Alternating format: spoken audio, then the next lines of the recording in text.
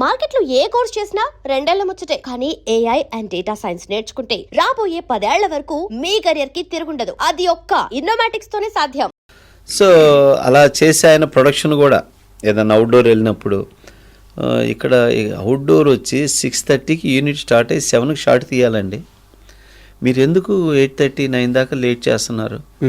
నేను రెడీ 6:30 నేను స్పాట్లో ఉంటాను, రేపు 7కి షార్ట్ తీయాలి, మీరు ఎందుకు పోయారు, టైమింగ్ వేస్ట్ చేస్తున్నారు మీరు అని చెప్పి నిర్మాతల గురించి ఆలోచించి చిరంజీవి గారు ఏటర్మోహన్ గారు పిలిచి చెప్పటం నేనే, నా దృష్టితోటే నేనే ఉన్నా. చెప్పి నాలాంటి హీరో ఉన్నప్పుడు టయాన్ని వేస్ట్ చేయొద్దండి, చక్కగా చేసుకోండి ప్రొడక్షన్ అని చెప్పి చిరంజీవి గారు చెప్పటం నేను విన్నా. అదే సాంగ్కి డాన్స్ మాస్టర్ ఎవరంటే లారెన్స్. మీరేగా తీసుకొచ్చింది లారెన్స్ని నేనే ఏటర్మోహన్ గారికి పరిచయం చేశాను. లారెన్స్ అప్పుడు చిన్న చిన్న సినిమాలు చేస్తూ ఉంటే నేను పద్మాలయ స్టూడియోకి వెళ్ళా, అక్కడ చేస్తూ ఉన్నాడు అనమాట. అప్పుడు ఇట్లా చిరంజీవి గారు ఎవరైనా కొత్త వాళ్ళని ఇంట్రడ్యూస్ చేద్దామండి, టాలెంట్ వాళ్ళని అనుకుంటున్నారు. ఆ మాట నేను లారెన్స్కి చెప్పాను, బ్రదర్ చెప్పు, నేను వస్తాను కలుస్తానంటే సరే సారథి స్టూడియోలో అనమాట. అప్పుడు సెట్ వేసాం, రండి పరిచయం చేసి చెప్తాను అంటే మాస్టర్ వచ్చాడు. వచ్చి నేను ఏటర్మోహన్ గారికి పరిచయం చేసి ఇలా చేశాక మోహన్ గారు చిరంజీవి గారు తీసుకెళ్ళి పరిచయం చేస్తే, సరే అమ్మా ఇది సాంగు, నువ్వు ఏదైనా ఒక సిగ్నేచర్ మూమెంట్ చేసుకొచ్చి చూపిస్తే నేను కన్ఫర్మ్ చేస్తాను అని చెప్పారు. అట్లా వెళ్ళి ఆ సినిమాలో అబీబీలో సాంగ్ ఇలా అంటుంటాడు చూడండి చిరంజీవి గారు. ఫస్ట్ లారెన్స్ ఆ మూమెంట్ చేసుకొచ్చి చూపించాడు, సింగిల్ సిట్టింగ్లో ఓకే చేశారు. లారెన్స్ అనే వ్యక్తి అంతకు ముందు దాకా చిరంజీవికి పరిచయం లేదు, కొత్త వ్యక్తి, చిన్న సినిమాలు తీస్తున్నారు, పరిచయం లేదు. ఈయన అప్పటికే మెగాస్టార్. అవును, చిరంజీవి ఎలా హ్యాండిల్ చేస్తారు ఆ డౌట్ కానీ, ఇతనికి ఎందుకు ఇవ్వాలన్న ఆలోచన కానీ ఏం లేదా? లేదు. ఎందుకంటే డాన్స్ మాస్టర్ చేసేటప్పుడు కంపోజింగ్ వాళ్ళు మూమెంట్లు చేస్తే ఆటోమేటిక్గా కెమెరామ్యాన్ ఫ్రేమ్ పెట్టేస్తాడండి. కెమెరామ్యాన్ గారు ఫ్రేమ్ పెట్టి ఇలాగ పెట్టా, ఇలా కంపోజ్ చేసుకోమా అని చెప్పేస్తారు. అలాగా లారెన్స్ని కన్ఫర్మ్ చేసి ఫిక్స్ చేశాక ఇక అక్కడి నుంచి లారెన్స్ తిరిగి చూడాలి. అవును, ఎప్పుడన్నా కనపడ్డప్పుడు అంటాడే నన్ను చిరంజీవి గారి పరిచయం చేసి సముద్రనేరా అంటాడు అనమాట. ఇప్పుడు కూడా అంటాడు బాబు. అండ్ మూవీ రిలీజ్ అయినాక సార్, ఇట్లా రిలీజ్ అయిన తర్వాత అంటే మేము చాలా చిన్న వయసు థియేటర్కి వెళ్ళి సినిమా చూస్తుంటే ఆ పాటలో చిన్న రాయి ఉంటుంది, ఆ పరిగెత్తుకుంటా వాళ్ళ చెల్లెలు ఆడస్తుందని చెప్పి పరిగెత్తుకుంటా సార్ కాలుకి దెబ్బ ఆ కాలుకి దెబ్బ తగలంగానే థియేటర్లో అందరూ లేడీస్ అందరూ తెగ ఏడ్చేస్తున్నారు. సెంటిమెంట్ సాంగ్ అది, చాలా మంది ఏడ్చారండి ఆ పాటకి. కష్టాలకే కన్నీళ్ళు వస్తాయి. ఎలా ఉండింది రిసీవ్నెస్ అప్పట్లో సినిమా రిలీజ్? అయ్యో సినిమా సూపర్ హిట్ అండి, చిరంజీవి గారికి చాలా మంచి హిట్ అయింది. సెంటిమెంట్గా చాలా మంచి రెస్పాన్స్ అన్నమాట. అంటే ఇట్లాంటి సిస్టర్స్కి ఇలాంటి ఒక అన్నయ్య కావాలి అని అంత మంచి మార్క్ తెచ్చింది ఆ సినిమా.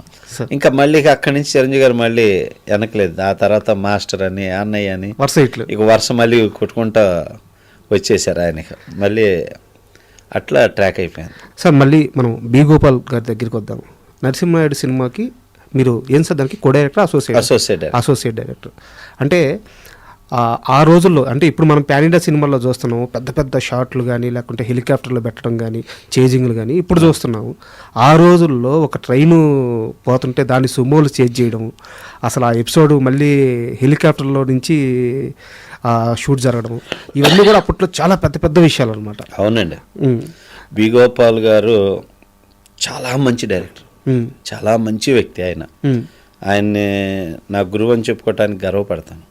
ఎందుకంటే ఎప్పుడు ఎమోషన్ అవరండి, కూల్గా ఉంటారు, కూల్గా చెప్తారు, తిట్టరు.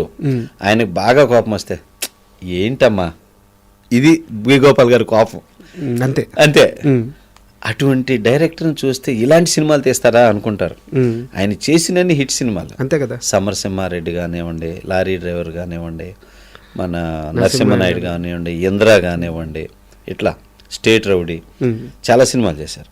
సో ఆ సినిమా చేసినప్పుడు డబుల్ యూనిట్ వర్క్ అనమాట. ఈ ట్రైన్ చేసి సుమోలు, విక్రమ్ ధర్మ మాస్టరు, నేను సముద్ర నేడు ఉంచేసి మనం 2వ యూనిట్కి వెళ్ళిపోదామని చెప్పి బాలయ్య మన ముఖేష్ ఋషి విలన్ సీన్స్ అనమాట. అక్కడ హెలికాప్టరే. అట్లా మా కో డైరెక్టర్లు అటు వెళ్ళారు. మాస్టర్ తోటి నేను ఈ సుమోలు చేసి మమ్మల్ని ఇటుకొట్టుడు అనమాట. డబుల్ యూనిట్ వర్క్ అనమాట అది చేసింది. Okay, Narasimha Naidu work. ఆ చేజింగ్ సీన్ అంతా మీరు డైరెక్ట్ చేసిందని అయితే? లేదు, విక్రమ్ మాస్టర్ అసోసియేట్ డైరెక్టర్గా నేను ఫాలో అయ్యేవాడిని. ఓకే, చేసింది ఫైట్ మాస్టర్ విక్రమ్ ధర్మ గారు. అండ్ నరసింహనాయుడు సినిమాలో వాళ్ళ బ్రదర్స్ని ట్రైన్ ఎక్కించి యూఎస్ పంపించేయాలి. అవును. అక్కడ ఇంకా అందరినీ కొట్టుకుంటా వచ్చేసి ప్లాట్ఫామ్ మీదకి రాగానే అవును, ఆ కత్తి ఇట్లా చేతిలో పట్టుకొని ఆ బటన్స్ ఇట్లా వదిలేస్తుంటారు అనమాట.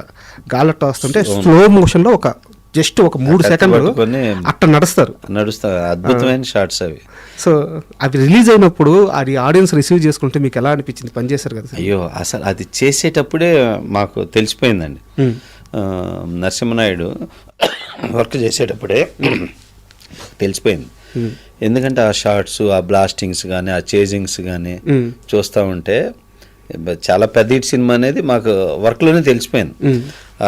అరకు రైల్వే స్టేషన్లో గుద్దుకుంటా రైల్వే ప్లాట్ఫామ్లోకి రావటం సుమోలు, ఫస్ట్ టైం అట్లా రైల్వే ట్రాక్ మీదకి రావటం బళ్ళు అలా చేయటం కానీ, అన్ని సుమోలతోటి చేజింగ్ కానీ, బాలయ్య బాబు వస్తుంటే అలా కత్తులు కింద పడిపోయి ఒక్కొక్కరు బ్యాక్ వెళ్ళటం కానీ, ఇవన్నీ బిల్డప్స్ అన్నీ అద్భుతం అనమాట ఆ సినిమా. తర్వాత మీరు అన్న కత్తి పట్టుకొని ఫ్యామిలీని సేవ్ చేసి వెళ్ళే ఎపిసోడ్ కొత్త వలస రైల్వే స్టేషన్లో చేసాం. ఆ ఎపిసోడ్లో అయితే బాలయ్య బాబు కత్తి పట్టుకొని ఆ ఫ్యామిలీని సేవ్ చేసుకుంటూ తీసుకెళ్లేదైతే అద్భుతమైన సినిమాని అలా ఉడికిచ్చింది ఆ ఎపిసోడ్. సినిమా అంతా చాలా అద్భుతంగా అలా జరిగింది. ఆ జరిగిన టైంలో సినిమా రిలీజ్కి వచ్చింది. రిలీజ్ టైంలో ఇప్పుడు ఆర్డర్ వేయాలన్నమాట. సీన్ ఆర్డర్ వేసి ఫైనల్ ఇంటర్వ్యూలు ఎక్కడ ఇదేంటనేది మొత్తం ఫస్ట్ ఒకటి అనుకుంటాం, చేసినాక కొంత వస్తుందండి. అప్పుడు మన బి గోపాల్ గారు గోపాలకృష్ణ గారిని పంపిస్తే, గోపాల్ నన్ను సముద్రాన్ని నాకు వదిలి నేను ఒక ఆర్డర్ వేస్తాను, నువ్వు నాతో వచ్చారని గోపాలకృష్ణ గారు పరచూరు గోపాలకృష్ణ గారు తీసుకెళ్ళి ఇంటర్వ్యూలు మార్చాం. ఇంటర్వ్యూలు ఏంటంటే రైల్వే స్టేషన్లో వీళ్ళు కత్తులన్నీ పడేసి వెళ్ళిపోయేది. అవును, అద్భుతమైన బిల్డప్ హీరోయిజం అది. అవును, మార్చి మేము ఎక్కడ చేసాం, అన్నదమ్ములు వస్తేనే నేను పెళ్లి చేసుకుంటా, మా అన్నయ్యళ్ళు వస్తే అని చెప్పి ఒక సాఫ్ట్ సెంటిమెంట్ ఇంటర్వ్యూల దగ్గర ఇంటర్వ్యూలు చేసాం. బి గోపాల్ గారు అప్సెట్ అయ్యారు. అదేంది గురువు గారు అంత పెద్ద బిల్డప్ వదిలేసి అక్కడ మనం ఇంటర్వ్యూలు చేసామంటే ఎట్లా గురువుగారు అన్నాడు. కాకపోతే బి గోపాల్ గారు ఏంటంటే రైటర్లను బాగా నమ్ముతారు, పరచూరు బ్రదర్స్ని బాగా నమ్ముతారు. ఆ లాస్ట్ మినిట్ నిర్ణయం అంటారు చూడండి, 11th hour డెసిషన్ అంటారు. అది గోపాలకృష్ణ గారు గట్టిగా చెప్పారు. గోపాల్ మమ్మల్ని నమ్ముతావు కదా ఈ విషయం నన్ను అంటే, ఓకే చిన్నబ్బాయి అని చెప్పి గురువుగారు గోపాలకృష్ణ గారికి చెప్పి అలాగే ఫిక్స్ అవుదామని చెప్పి చూస్తే, అప్పుడు గోపాల్ గారికి ఏం చెప్పారంటే, ఒక అద్భుతమైన కథ సెకండ్ హాఫ్లో ఉంది. ఈ ఇంటర్వెల్ ఎపిసోడ్ బిల్డప్ కోసం తెస్తే కథ అంతా సెకండ్ హాఫ్ అవుతుంది. ఫస్ట్ హాఫ్ పర్వాలేదు అంటారు, సెకండ్ హాఫ్ చాలా బాగుంది అంటారు, ఫస్ట్ హాఫ్ కూడా సూపర్గా ఉంది అనేది మనం ఎందుకు వదలాలి అని సెకండ్ హాఫ్లో ఉన్న కథను కూడా కొంత ముందుకు తెచ్చేశారు ఆయన. ఓకే, తెచ్చేసరికి ఫస్ట్ హాఫ్ చూడంగానే ఇక బీభత్సం అనమాట. అబ్బా ఏముంది సినిమా అని చెప్పేసి సెకండ్ హాఫ్ చూసి ఇక రికార్డ్ బద్దలు.